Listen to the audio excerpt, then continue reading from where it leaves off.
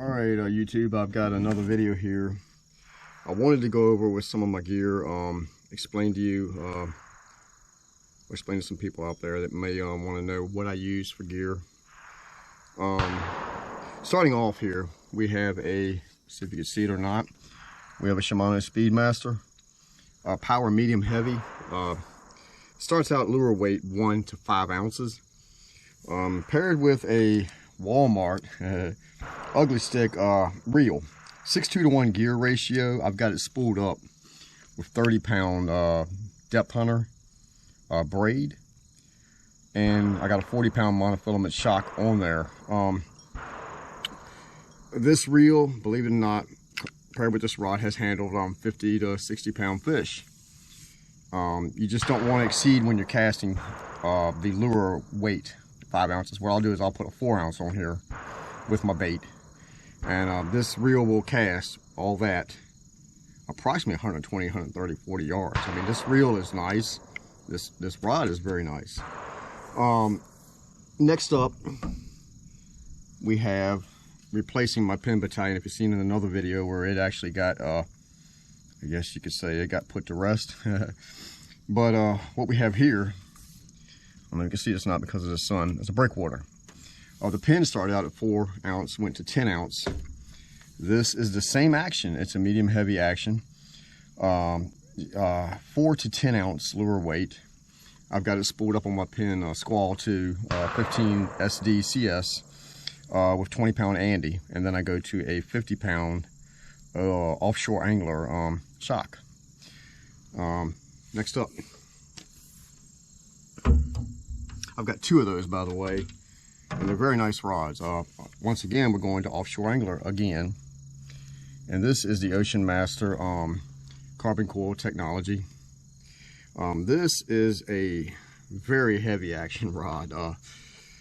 This rod is the rod that I've caught the 2 90-pounders on, and it wasn't a competition for this rod. It may have been a competition for the line, but for this rod, it was no competition. Forgive the shots in the background. What that is the rifle range is open and the shotgun patterning range is open. So you'll hear that throughout this video probably. Let's get back to the rod here. Okay, starting out at a 6 ounce to a 12 ounce. Now I had a Shimano bait runner on here spooled up with 40-pound braid to an 80-pound shock, and the reel was beveled on the edges here.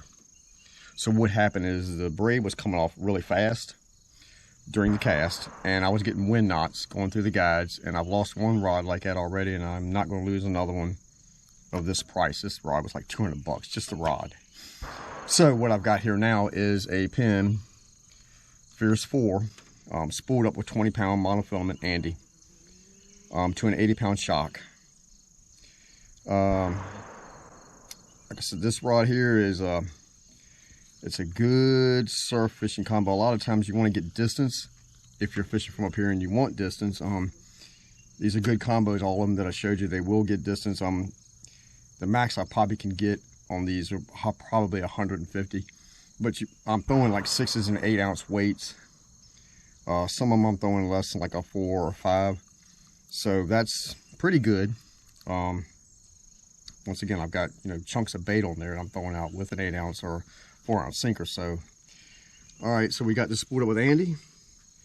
We've got both of the pin squalls casting reels with spooled up with Andy and braid on my other 10'6" Shimano Speedmaster. That is spooled up with braid. The braid goes through that rod just fine.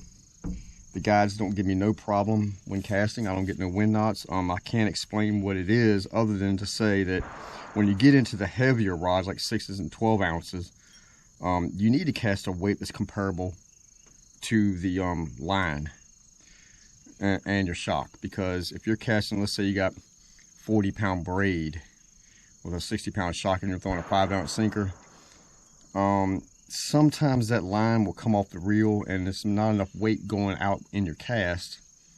Under the torque of the cast, the line comes off, but the weight's not carrying the line the way you would need it to avoid the wind knots.